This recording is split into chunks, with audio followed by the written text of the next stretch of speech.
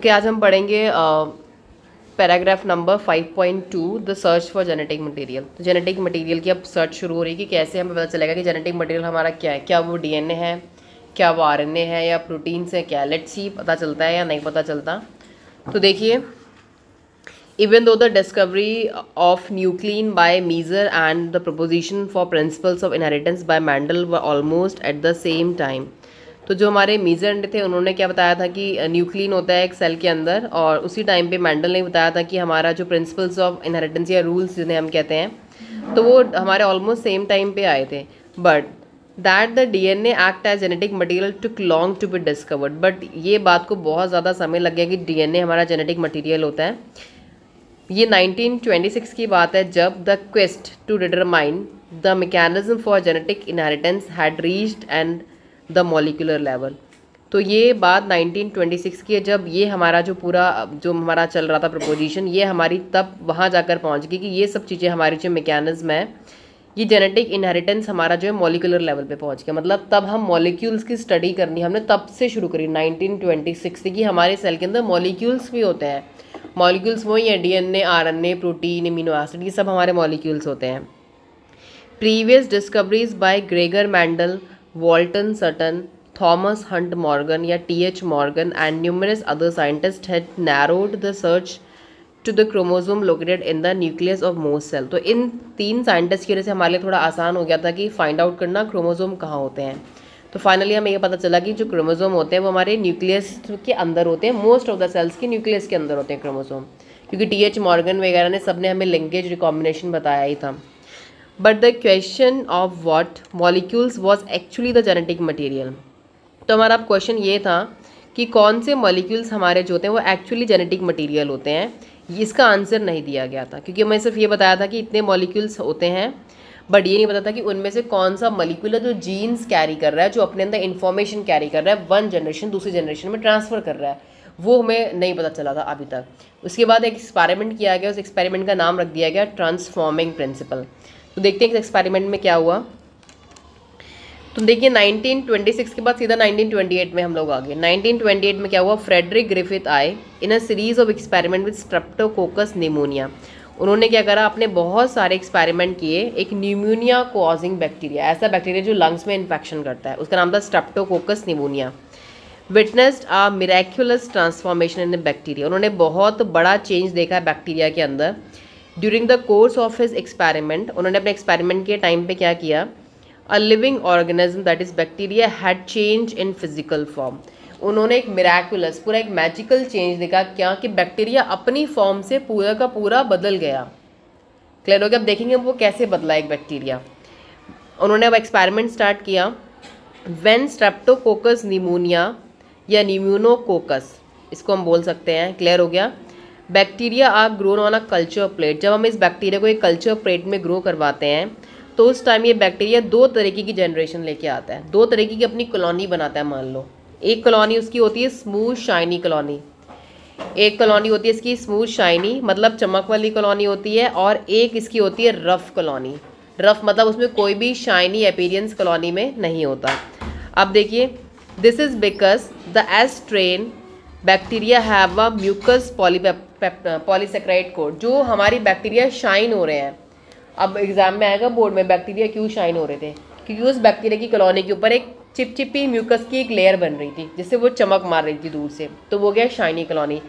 एक बैक्टीरिया के ऊपर वो चिपचिपी म्यूकस की कोई शाइनिंग या पॉलीसेक्राइड की कोई भी शाइनिंग नहीं थी, तो वो गया रफ, वो रफ दिख रही थी हमें। ठीक है, अब देखिए इसमें से हमें ये पता चलेगा कि माइस इन्फेक्टेड विद एस स्ट्रेन, हमने एस को बोल दिया शाइनी और आर कॉलोनी को बोल दिया रफ, मतलब जो नॉन शाइनी थी। क्लियर? जिस चूहे के अंदर हम एस स्ट्रेन डालेंगे, एस मतलब शाइनी कॉलोनी डालेंगे, और जो शाइनी कॉलोनी है वो हमारी होने वाली वायरुलेंट, मतलब कि खतरनाक, टॉक्सिक, शाइनी कॉलोनी होने वाली खतरनाक बैक्टीरिया की। जिस चूहे के अंदर हम ये शाइनी वाले बैक्टीरियाज डालेंगे वो वाले हमारे चूहे मर जाएंगे। अंडरस्टैंड करना बिल्कुल प्रॉपरली। जिस चूहे के अंदर हम शाइनी वाले बैक्टीरियाज डालेंगे वो चूहे हमारे मर जाएंगे। किसकी वजह से? निमोनिया की वजह से, क्योंकि ये बैक्टीरिया का नाम है निमोनिया कॉजिंग बैक्टीरिया। ये उस चूहों के अंदर निमोनिया कॉज कर देंगे। बट ऐसे माइस जिनके अंदर हम डालेंगे आर स्ट्रेन, आर मतलब यहाँ पे था रफ, जिनके ऊपर म्यूकस नहीं है। तो एग्जाम में कहा कि व्हाट इज आर स्ट्रेन, आप बोलेंगे जिनके ऊपर म्यूकस की कोटिंग नहीं है, जिनके ऊपर पॉलीसेक्राइड की कोटिंग नहीं है और ये नॉन वायरुलेंट है, मतलब खतरनाक नहीं है। जिन चूहों के अंदर हम आर वाले बैक्टीरियाज डालेंगे वो चूहों के अंदर कोई निमोनिया नहीं हुआ, इसलिए चूहे नहीं मरे। क्लियर हो गया। अब इसको फ्लो चार्ट से स्टडी करते हैं। देखो यहाँ पे साफ दे रखा है कि देखिए क्या है इसमें। पहले हम लेंगे एस्ट्रेन। जब हम एस्ट्रेन को माइस के अंदर इंजेक्ट करेंगे, सी फ्रॉम द फ्लो चार्ट, ठीक है। जब हम एस्ट्रेन को माइस के अंदर इंजेक्ट करेंगे तो एस मतलब थी शाइनी कॉलोनी, तो माइस जो होंगे वो डाई हो जाएंगे। जब हम आर स्ट्रेन को माइस के अंदर इंजेक्ट करेंगे, माइस जिंदा है, माइस नहीं मरे, क्योंकि आर में कोई भी म्यूकस की कोटिंग नहीं थी बैक्टीरिया के ऊपर। क्लियर हो गया। अब ग्रिफिथ ने क्या देखा, Griffith was able to kill the bacteria by heating them. उसने सोचा कि मैं क्यों ना ये बैक्टीरियाज को हीट करके मार दूँ। आपको पता है कि हीटिंग से हर बैक्टीरिया, हर जर्म्स मर जाते हैं। तो उन्होंने क्या करा, उन्होंने बैक्टीरियाज को हीट किया। He observe that heat killed S strain bacteria injected into mice did not kill them. उन्होंने जब हीट किल्ड करा एस स्ट्रेन को, तो उन्होंने क्या देखा, जब उन्होंने माइस के अंदर बैक्टीरियाज को हीट करा, एस वालों को हीट करके जब माइस के अंदर डाला तो उससे माइस चूहा नहीं मरा। जब उन्होंने बैक्टीरियाज को हीट किया, हीट करने के बाद जब उन्होंने वो बैक्टीरियाज को डाला माइस के अंदर, चूहा उससे नहीं मरा, वो जिंदा था। क्योंकि चूहा जो बैक्टीरियाज को हम हीट करते हैं तो वो हर टॉक्सिसिटी खत्म कर देता है उस चीज़ की, ठीक है। अब देखिए, अब उन्होंने क्या करा, हीट एस्ट्रेन ली, शाइनी कॉलोनी को बस हीट कर दिया खाली। पहले वो मार रही थी, अब चूहे को वो जिंदा बचा रही है, माइस लेव आ गया। दूसरे वाले में देखिए, अब उसने, अब यहाँ पे मिरेकुलस हुआ क्या, उन्होंने एस्ट्रेन वाले बैक्टीरियाज को हीट किल्ड वालों को लिया, उसके बाद उन्होंने क्या करा, आर वालों को भी मिला दिया। आर वाले तो पहले से नॉन वायरुलेंट थे, एस वाले वायरुलेंट थे, बट एस वालों को उसने हीट करके नॉन वायरुलेंट बना दिया, मतलब अब वो नुकसानदायक नहीं है। जब दोनों को उसने मिक्स कर दिया तो क्या हुआ कि माइस मर गया। अब बात ये आती है कि आर स्ट्रेन तो खतरनाक नहीं थी बैक्टीरिया की कॉलोनी, वो तो नॉर्मल थी, बट एस वाली तो खतरनाक थी, बट हीट करके तो वो सही हो जा रही थी। बट इन दोनों के मिश्रण में ऐसा क्या हुआ कि जो चूहा है हमारा वो मर गया। यहीं से हमारा ट्रांसफॉर्मिंग प्रिंसिपल स्टार्ट होता है, ठीक है। आप देखते हैं क्या हुआ ऐसा। See now, see the next para.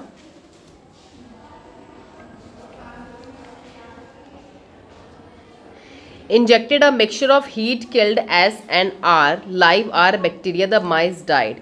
Moreover, he recovered living S bacteria from the dead mice. उन्होंने उस चूहे के अंदर से भी लिविंग S वाले बैक्टीरियाज को जिंदा पा लिया जिनको हमने हीट किल्ड किया था। अब देखते हैं ऐसा क्यों हुआ। He concluded that R strain had somehow been transformed by the heat killed S strain. जो आर स्ट्रेन हमारी पहले से नॉन वायरुलेंट थी, वो एस के साथ मिलाने से एस वाले ने आर वाले को भी चेंज करके बना दिया वायरुलेंट, उसको भी खतरनाक बना दिया। ओके, सम ट्रांसफॉर्मिंग प्रिंसिपल, ऐसा कोई चीज़ होती है अंदर जो कि खुद दूसरे को बदलने की अपने अंदर पावर रखती है। Some transforming principle transferred from heat killed S strain to R strain. कुछ ट्रांसफॉर्मिंग प्रिंसिपल था जो कि हीट करने से भी नहीं मरा और उसने आर स्ट्रेन को चेंज कर दिया, आर स्ट्रेन को चेंज कर दिया, एंड जिसकी वजह से आर स्ट्रेन ने अपने ऊपर म्यूकस की पॉलीसेक्राइड की कोटिंग बना ली, क्योंकि बस कोटिंग बना के तो खतरनाक बनना था वायरुलेंट। तो आर स्ट्रेन ने अपने ऊपर म्यूकस की कोटिंग बना ली एंड बिकम वायरुलेंट, और वहाँ पे वो वायरुलेंट बन गया। This must be due to the transfer of genetic material. अब ये क्यों हुआ, कुछ ना कुछ जो हमारा शाइनी एस स्मूथ कॉलोनी थी उसके अंदर से कुछ आर के अंदर गया, और वो ही हमारा क्या था, जेनेटिक मटेरियल जो पास होता है एक जगह से दूसरी जनरेशन में जाता है, ठीक है। However the biochemical nature of genetic material was not defined from his experiment. बस उसने कोई भी बायोकेमिकल नेचर डिस्क्राइब नहीं किया कि वो डीएनए है, आरएनए है, कौन है, उसका काइंड ऑफ नामकरण नहीं किया कि वो कौन है। बस ये बोला कि हाँ एक जेनेटिक मटेरियल है जो यहाँ से वहाँ गया है। ओके, उसके बाद हमारे मेन साइंटिस्ट आते हैं, देखिए biochemical characterization of transforming principle. अब हमें पहचानना है कि वो कौन है ट्रांसफॉर्मिंग प्रिंसिपल हमारा जो ट्रांसफॉर्म कर रहा है, ठीक है। अभी तक फ्रेडरिक ने ये बोल दिया था कि हाँ एक ट्रांसफॉर्मिंग प्रिंसिपल है जिन्होंने क्या करा, आर स्ट्रेन को ट्रांसफॉर्म कर दिया, चेंज कर दिया, तभी इसका नाम ट्रांसफॉर्मिंग प्रिंसिपल पड़ा है, चेंज।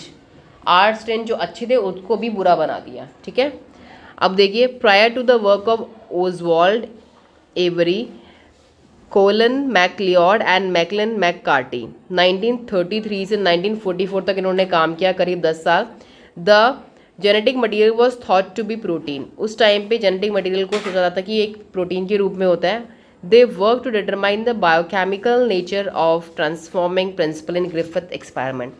उन्होंने क्या करा, बायोकेमिकल नेचर को पहचानना शुरू करा फ्रेडरिक के एक्सपेरिमेंट का। उन्होंने क्या करा, दे प्यूरिफाइड बायोकेमिकल्स, उन्होंने बायोकेमिकल्स को प्यूरिफाई किया, प्रोटीन्स को, डीएनए को, आरएनए को, from the heat killed S cell, जो सेल्स को फ्रेडरिक ने हीट किल करा था, मारा था हीट करके, उन सेल्स में से इन्होंने क्या निकाला, डीएनए, आरएनए और प्रोटीन को, ठीक है। और क्या करा, to see which one could transform live R cells into S cell, और देखा कि इनमें से वो कौन सा केमिकल है जो कि आर सेल्स को दोबारा से वायलेंट बना रहा है, आर सेल्स को वायलेंट बना रहा है, खतरनाक बना रहा है, वो कौन है। They discover that DNA alone from S bacteria caused R to become transformed. उन्होंने अपने एक्सपेरिमेंट के दौरान क्या देखा कि डीएनए अकेला इतना कैपेबल है कि वो आर बैक्टीरिया को ट्रांसफॉर्म कर रहा है, चेंज कर रहा है, okay. They also discovered that protein digesting enzyme proteases and RNA digesting enzyme RNase did not affect transformation। उन्होंने क्या करा, जब उन्होंने हीट किल्ड एस स्ट्रेन के अंदर प्रोटीन को मारा, प्रोटीन को डाइजेस्ट कराया, ख़त्म कराया, तो उससे कोई फ़र्क नहीं पड़ा। जब उन्होंने आरएनए को डाइजेस्ट कराया, उससे भी कोई फ़र्क नहीं पड़ा। तो मतलब ट्रांसफॉर्मेशन में कोई फ़र्क नहीं पड़ा, क्योंकि आरएनए कुछ रोल प्ले करता ही नहीं है, प्रोटीन कोई रोल प्ले करता नहीं, ट्रांसफॉर्मेशन में कोई फ़र्क ही नहीं पड़ा। ट्रांसफॉर्मेशन हो रही थी, आरएनए को ख़त्म कराने से भी वो बैक्टीरिया चेंज हो रहे थे और प्रोटीन को ख़त्म कराने से भी चेंज हो रहे थे, बट ट्रांसफॉर्मिंग वॉज, उन्होंने बताया कि so the transforming substance was not a protein और आरएनए, ना तो वो प्रोटीन था ना तो वो आरएनए था। डाइजेशन विद डीएनए, जब उन्होंने उन सेल्स को डीएनए से डाइजेस्ट कराया था, डीएनए उनका ख़त्म हो गया। डीएनए एंजाइम है जो डीएनए को डिग्रेड करता है, डाइजेस्ट करता है, तोड़ देता है। जब डीएनए टूटा, ख़त्म हुआ, तब जाके स्मूथ कॉलोनी वाले एस ने आर को चेंज ही नहीं कर पाया, क्योंकि वो अपने डीएनए को उनके अंदर ट्रांसफर कर रहे थे, और उनका अपना डीएनए जब उन्होंने खत्म कराया डीएनए से, तो कोई अंदर उनके जा ही नहीं पाया। जब कोई इनके अंदर जा ही नहीं पाया तो ट्रांसफॉर्मेशन ही नहीं हो पाई। तब जाके उनको पता चला कि हाँ, जो सेल के अंदर इंपॉर्टेंट चीज़ है वो डीएनए है, ना कि प्रोटीन, ना कि आरएनए। ये दोनों ट्रांसफॉर्मेशन नहीं करते हैं। जो चीज़ किसी के अंदर से दूसरे सेल में जाती है वो ना प्रोटीन है ना आरएनए, वो है सिर्फ हमारा डीएनए। इसलिए डीएनए को ख़त्म कराने पे तब ट्रांसफॉर्मेशन नहीं हुआ। तो यहाँ से अलग अलग उन्होंने एंजाइम्स का यूज़ करके अलग अलग केमिकल्स को जब उन्होंने डाइजेस्ट कराया, तब जाके प्यूरीफाई करके समझ में आया कि हाँ, ये डीएनए होता है मेन। क्लियर हो गया। तो ये हो गया आपका ट्रांसफॉर्मिंग प्रिंसिपल। तो आपको इसका पूरा फ्लो चार्ट अगर आप पढ़ लेते हैं तो it will be very easy for you to write an exam, क्योंकि आप फ्लो चार्ट से ही पूरा एग्जाम में भी रिप्रेजेंट कर सकते हैं। क्लियर हो गया। जब आपका क्वेश्चन आएगा ना characterization of biochemical transforming principle, तब आपको ये पूरा लिखना होगा। एंजाइम कौन कौन से लिए थे, कौन कौन से साइंटिस्ट थे, और कैसे पता चला उन्होंने फाइनली कि ये डीएनए है। तो search for genetic material is completed with the help of these scientist. ठीक है, Oswald Avery, Colin MacLeod and Maclyn Carty, इनकी वजह से ये पॉसिबल हुआ। तो this is your finally the search for genetic material.